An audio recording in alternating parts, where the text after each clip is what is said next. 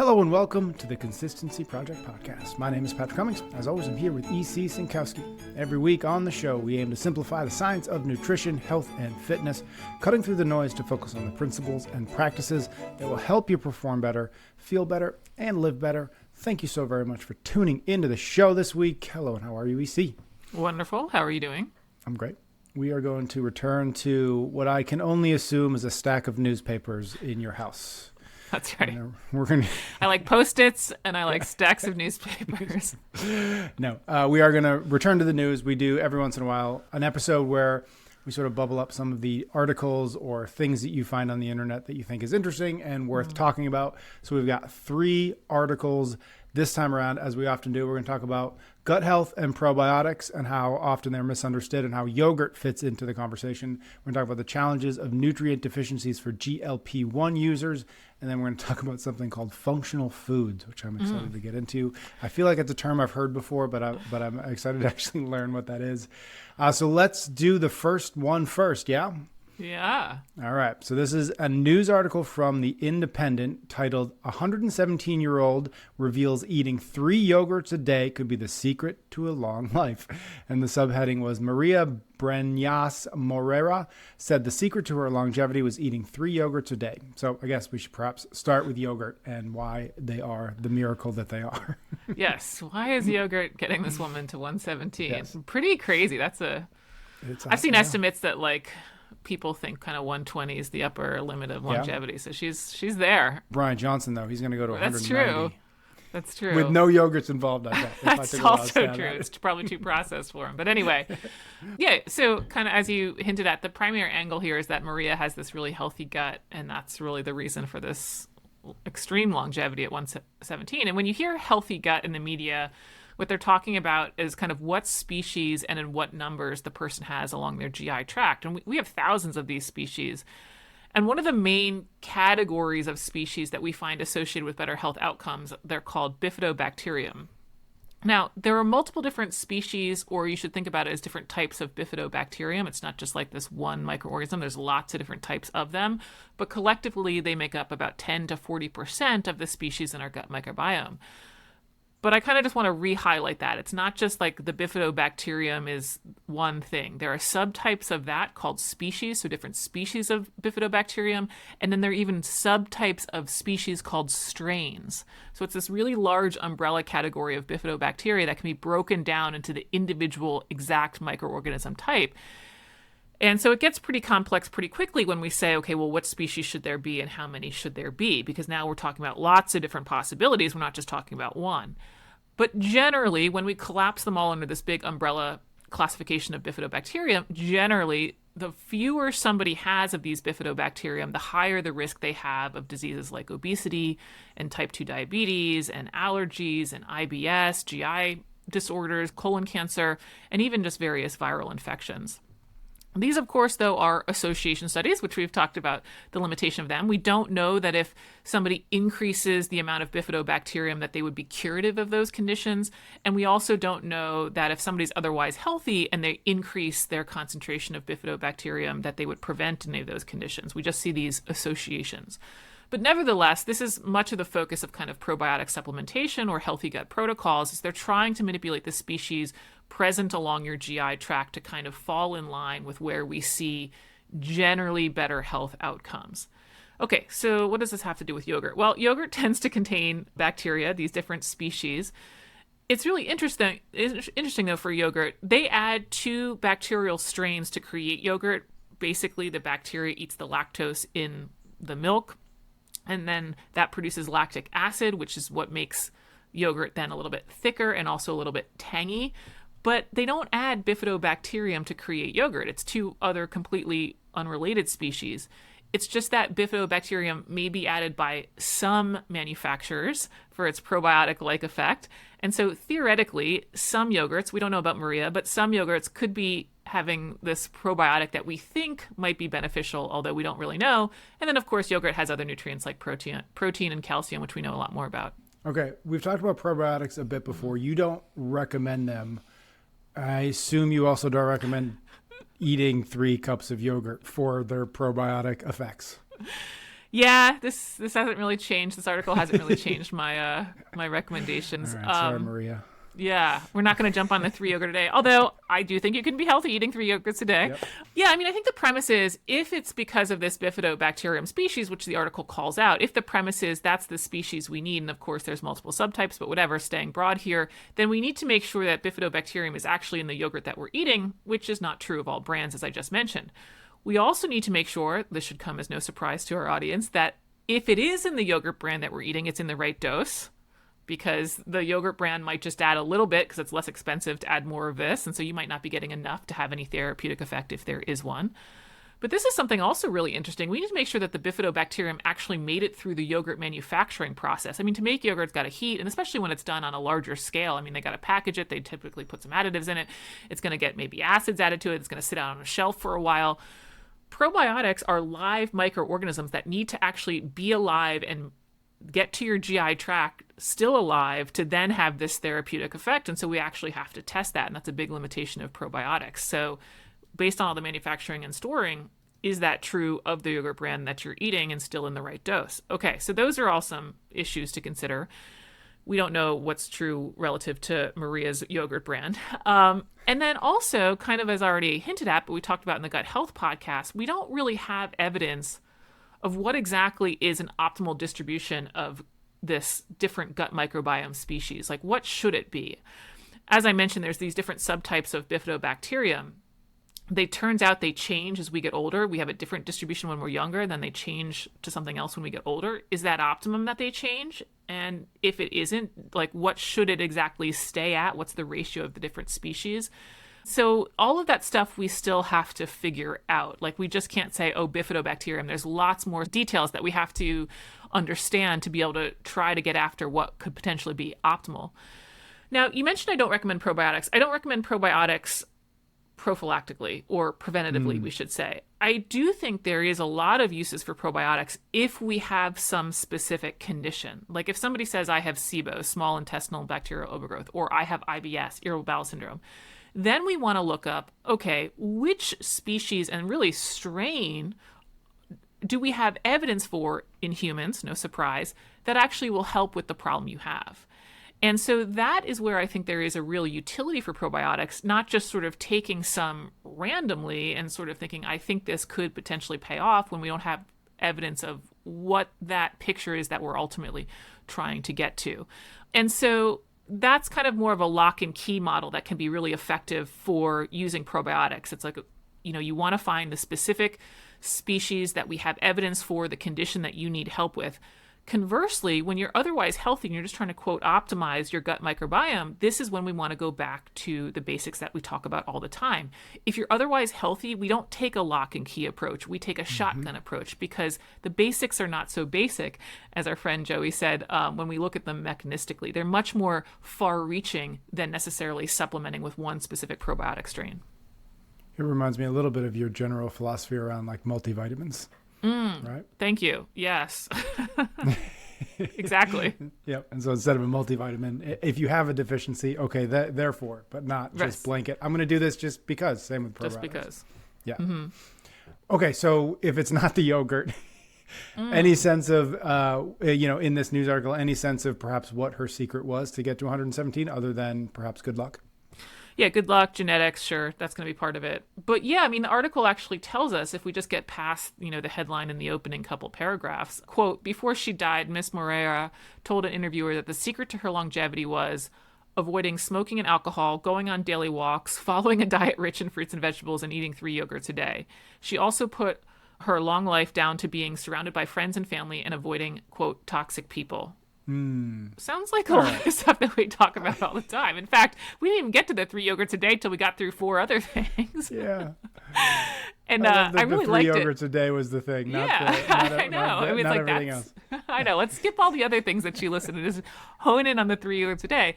I really loved a quote they had from a nutritionist. It's very late in the article, but they stressed that, yogurt isn't a silver bullet and that it's the overall quality of her diet that contributed to her old age and gut health, and that eating a variety of fruits and vegetables is one of the best things that you can do for your gut is what this nutritionist is saying, because they're packed with fiber and polyphenols, which are these plant compounds that feed beneficial gut bacteria and help them flourish. I always call them phytochemicals. polyphenols is a subtype of them. So same thing here. This should sound really familiar to our audience. But even as much as I love fruits and vegetables, it's not just the fruits and vegetables. We had all these other things she listed, right? No smoking. She says no alcohol. I think a certain amount of alcohol can be part of a healthy diet, but certainly not an unlimited amount or an excessive amount, right? She's also staying active. She's walking daily walks, and she's also reducing stress. All of those things are going to have this positive effect, not just on her gut health, but her overall longevity. But the reason why I pulled this article is not because I just wanted to talk about probiotics. I just thought it was like a great encapsulation of media around nutrition, because it's like, if you just look at the title and skim the first paragraph or two, like most people have time for, I think the attention span's about three seconds or something like that on media, you would think, what should I do to improve my longevity? Eat more yogurt, right?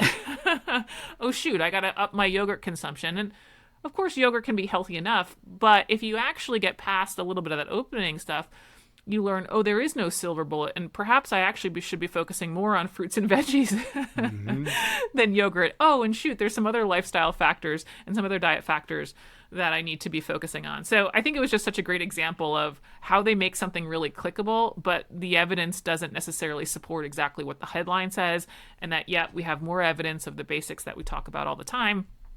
Just probably not going to be as attention-getting as, oh, let me eat 3 yogurts a day and I'll live to 117. Yeah, it's almost like if you remove the probiotic part of it, you could almost see like you could fit in almost anything instead of 3 yogurts a day, and that would still be what the article was about, right? If Mariah, she's like, I swear, 3 glasses of wine every night, and then all the other things, right? And then be 3 glasses of wine let you live to 117. It could be, I eat an ice cream every single night, right? Whatever it might be, that would be the thing that they would focus on, and then the rest of it would sort of be in the background. Right, but it's like the no smoking, the walking, the fruits and veggies, the no stress. Boring. Like, nobody wants to hear that. Nobody wants to hear it. Yeah. Yeah. Yep. Yeah. All right. Got it. So that was the first one. The second one is about GLP-1 users and how they are low or often low on key nutrients. So this is a headline from the article. GLP-1 weight loss drugs leave users low on key nutrients, study finds. And then the subheadline is, while GLP-1 receptor agonists like semaglutide help with weight loss, new research shows users often fall short on vital nutrients, spotlighting the urgent need for tailored dietary guidance. So maybe first a quick stop on what GLP-1 drugs are. We talked about it before, but a quick reminder. Yeah, for sure. The new weight loss drugs known as GLP-1s, they help suppress appetite. They also seem to help just reduce cravings in the brain based on the neurochemicals there, but they help with this suppression of appetite because they help people feel full.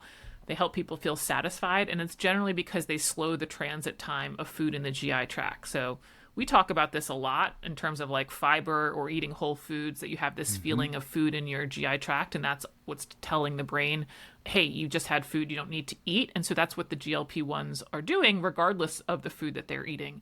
Generally, again, having food in the GI tract is a signal to the brain, you just ate, you don't need to eat.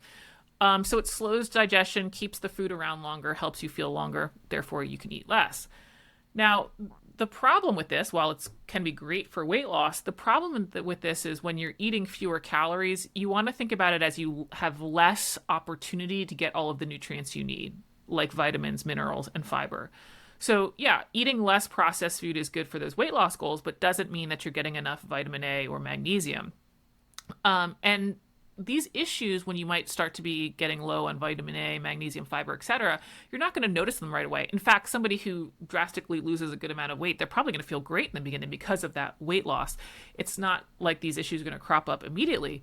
But when we're looking at somebody from like a long-term health perspective, we want to make sure that this smaller volume of food that they're now eating is covering those nutrients needed to be most health protective. And to be honest, this is an issue for gastric bypass patients as well, right? They've got the smaller stomach now because of the surgery. We want to make sure that in that smaller volume of food, they are still going to be covering their bases for iron, protein, fiber. You get the idea. I would say the other interesting thing about GLP-1s is not just this increased feeling of satiety that they get, but they often, because of this slowness of the GI tract, could also have symptoms like nausea or vomiting, just because it's, food's just hanging around there. So it might also be interesting for some individuals that these sickness-like feelings, not just fullness-like feelings, but sickness-like feelings could also be affecting the food choices. If I'm feeling really nauseous, but I knew I had to eat, I would probably reach for more like the saltine crackers and ginger ale, which are not really high in, let's say, magnesium and fiber. And like, you're not going to be reaching for as much broccoli or kind of those whole foods if you're also having those. So those side effects could also be affecting food choices and therefore the nutrient quality they're getting overall. Got it. Okay, so since this is something to do with the news or an article, let's get into maybe what the article said, or it seems like there's a study underneath this, so maybe what the study said. Yeah, they basically took people who had been on these drugs for at least a month and surveyed their diet, and then they're just reporting on what they found. And what was interesting to me first out of the gates was the average caloric intake was higher than I thought it would be.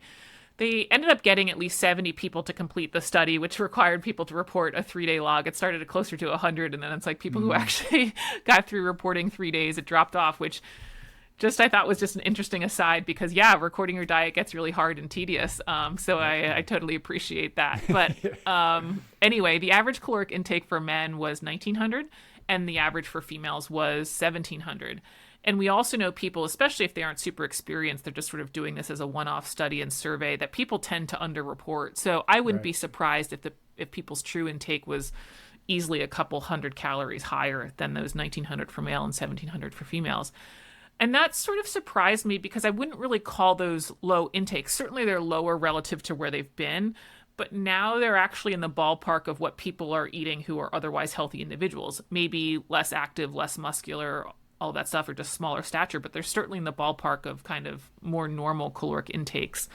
But ultimately, when they started breaking down where those calories are going, it looks like they're just sort of eating less of the foods that they were eating prior. It's like they're kind of just doing the standard American diet, but now on fewer calories. So overall, this is a quote, "The study found participants consumed too many calories, saturated fat, and sodium, and not enough fiber, protein in terms of grams per kilogram, fruits, vegetables, and several vitamins and minerals such as calcium, iron, magnesium, potassium, and on they go." And just to highlight a couple of those examples, for people eating those caloric targets, fiber should be around 28 grams per day, and the average intake was only 14 grams per day, which is interesting too, because if they have a lot of slowness and they might have even constipation, we'd really want to make sure they're up to close to the fiber guidelines, and they're only at half of that.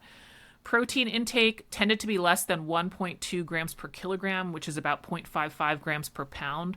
So definitely below where I would put people and below kind of a minimum cutoff if we really wanted to make sure people aren't losing muscle mass in a drastic weight loss scenario. And then participants also consumed almost 50% more of the daily sodium. They're up close to 3,200 milligrams of sodium a day, and we need to be closer to 2,300 milligrams. So it's just interesting. It's pretty much all of the same issues all of the time. They're now just consuming less calories, but of the same foods that they were eating before. Certainly, losing the weight's moving them towards more healthy, but not where we want them to be from kind of that long-term optimization picture. Yeah. Interesting. Right at the end of that headline, it said this discovery is sort of spotlighting the urgent need for tailored dietary guidance. What does that look like, if they're getting any at all, or what should it look like in your mind?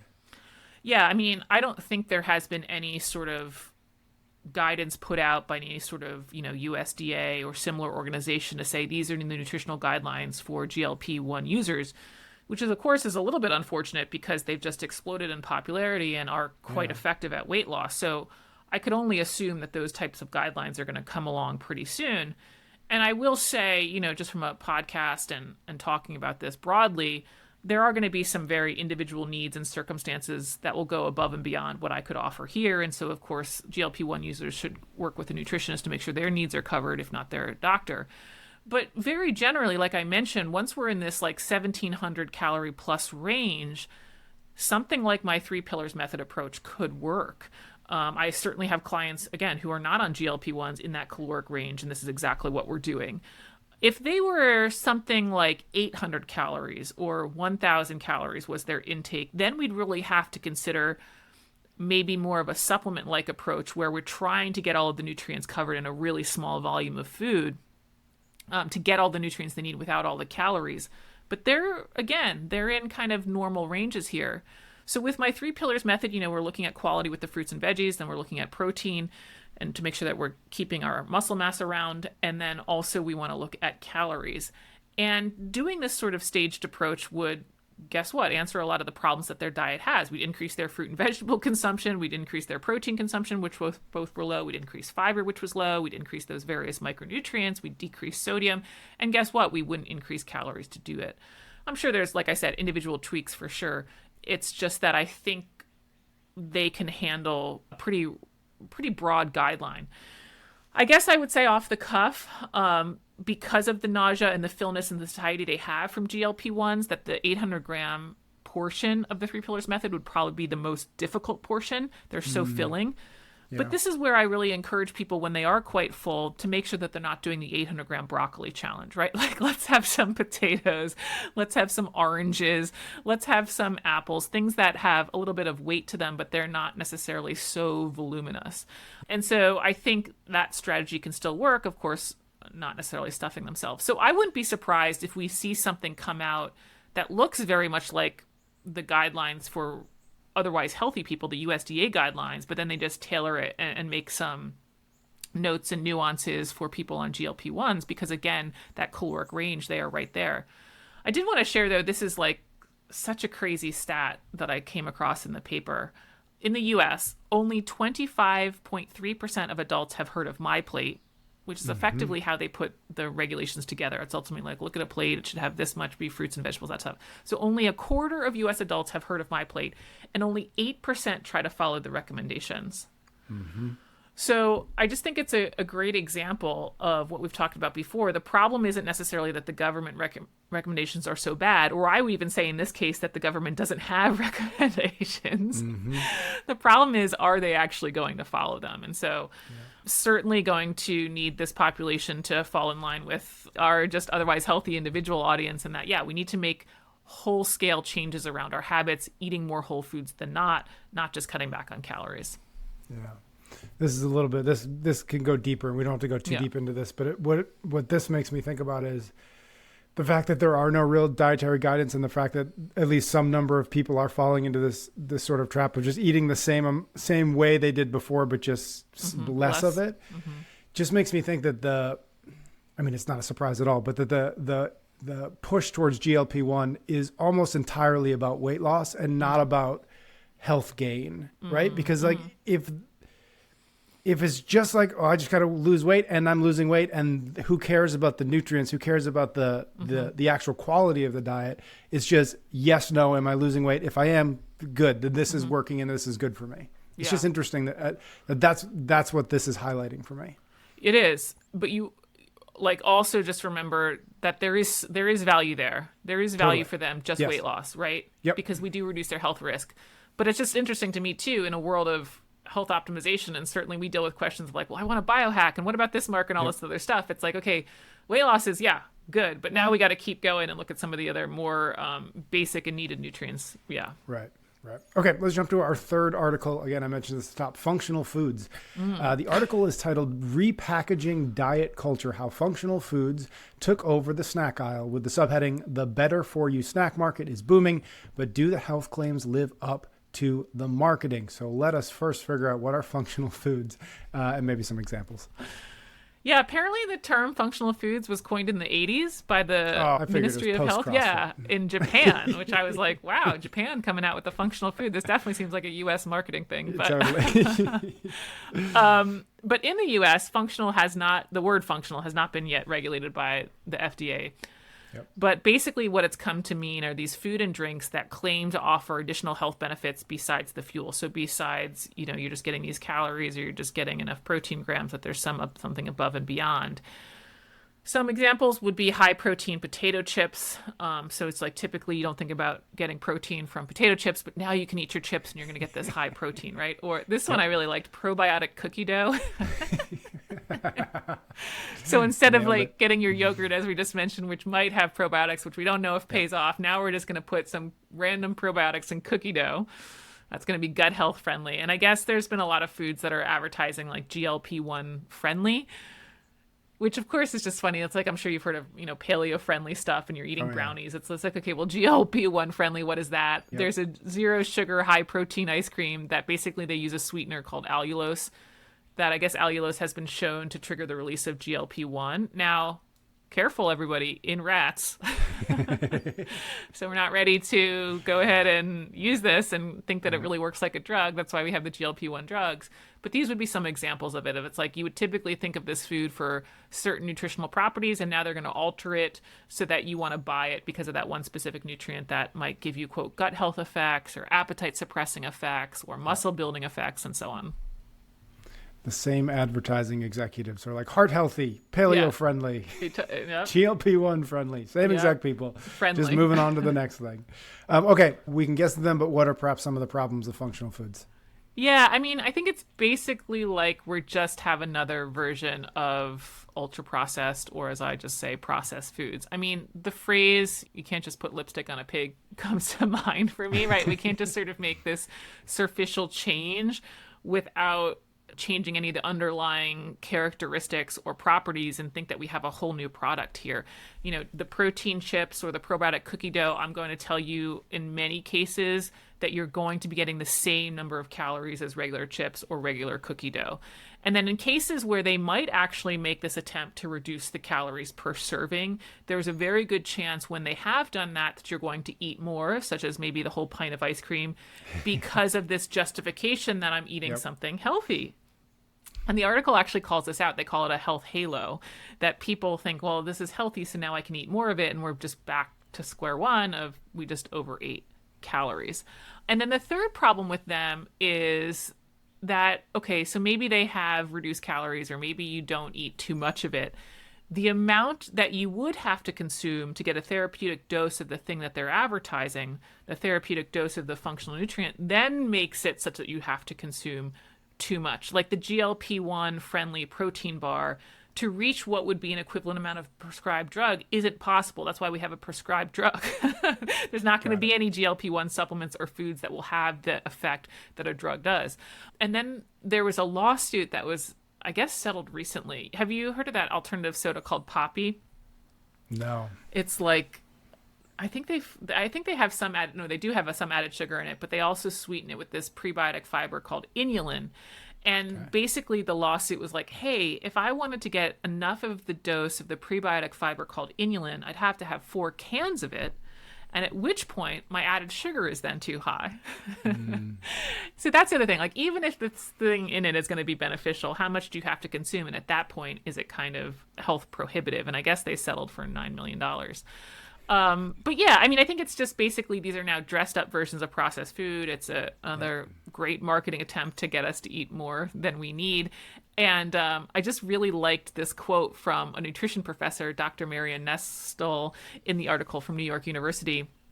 Quote, nobody wants to deal with calories. It's much easier to believe in nutritional magic.